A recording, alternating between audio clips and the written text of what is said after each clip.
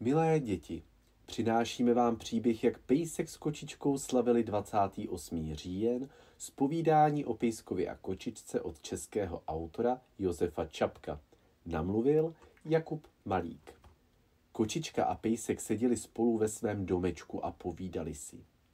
Poslouchej, kočičko, řekl pejsek.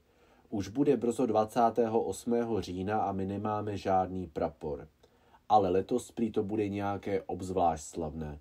Byla by to ostuda, kdyby na každém domě byl prapor a u nás nic. Co pak o to, povídá kočička. Prapory, to se mně líbí. No ba, řekl pejsek. Ono to krásně vypadá, když se prapory ve větru třepetají. Když se tak člověk koukne na ně odzdola, vypadá to, jako kdyby jich bylo plné nebe. A co pak teprve zhora? To bys, panečku, koukal, vykládala mu kočička.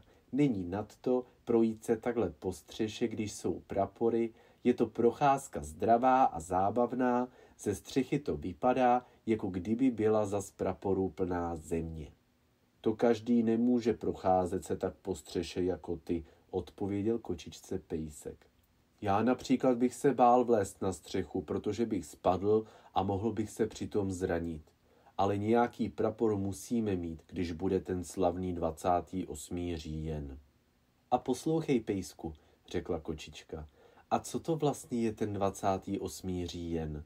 Jej, smál se kočičce pejsek. Ty ani nevíš, jaký je to slavný den. Vždyť ty nic nevíš, vždyť ty jsi jako ty malé děti.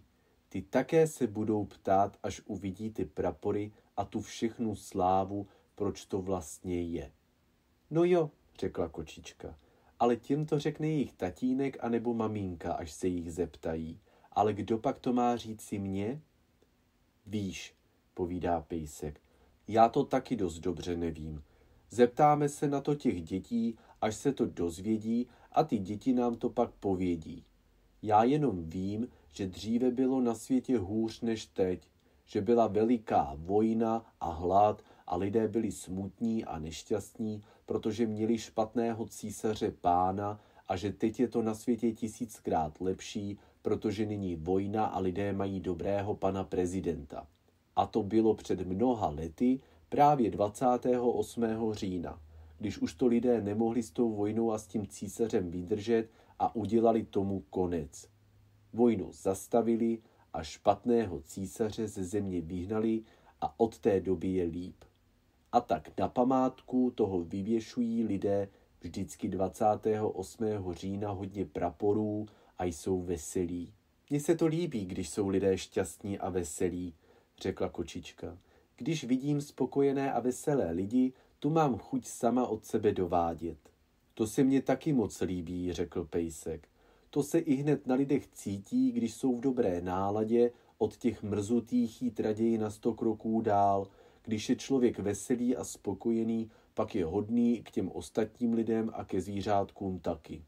No, když tedy budou lidé 28. října veselí a hodní, to musíme taky vyvěsit prapor, prohlásila kočička. To musíme oslavit. To dáme třeba prapory i 2, ba 3 a třeba ještě víc.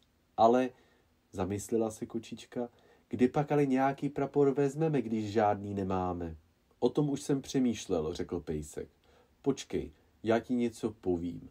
Támhle v ulici je kupec a ten každému, kdo u něj něco koupí, když je to nějaká maminka nebo nějaký tatínek a má s sebou svého chlapička nebo holčičku, přidá pro to děcko praporeček.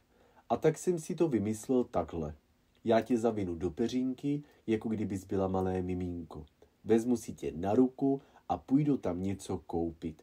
Však máme nějaké ušetřené peníze a ten kupec nám přidá praporeček a budeme mít prapor a prosím zadarmo. A to ano, radovala se kočička. To bude hezké, aspoň se jednou ponesu.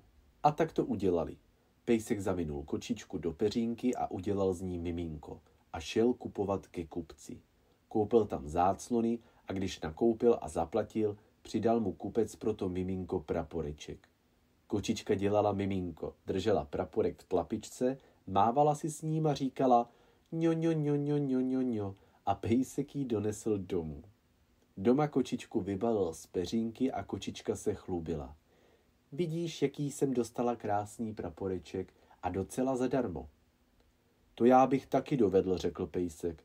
Já chci taky dostat praporeček. Teď zas ty mě zabal do peřínky a udělej ze mě miminko a jdi se mnou ke kupci něco koupit a já taky dostanu praporeček. Tak to tedy udělali. Kočička zabalila pejska do peřínky a pejsek dělal miminko. Kočička s ním šla ke kupci, koupila tam koberec a pejsek dostal od kupce do pacičky praporeček.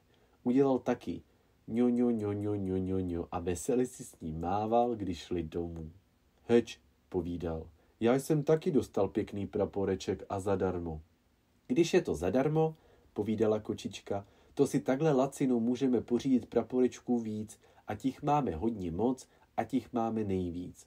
Teď zas já budu dělat miminko a ty mne poneseš a až něco koupíš, dostanu praporeček. A pak zas budeš ty miminko a půjdu kupovat já a tak to budeme dělat pořád, až budeme mít moc praporečků. Však máme na kupování ještě peněz dost. Tak to celý den dělali. Jednou byla kočička miminko, pak byl zase pejsek miminko a pořád chodili nakupovat, co jim peníze stačily, až měli dost praporečků, ba dostali i nějaké balónky. A tak to dělali, až už všechny peníze utratili a žádné neměli. To jsme to lacino pořídili, libovali si potom a šli věšet prapory a balónky. Kočička věšela prapory na střeše, pejsek z oken, protože se na střechu bál. Měli těch praporů a balónků moc. Měli je po celém domě a kdo šel na 28. října kolem, každému se to tuze líbilo.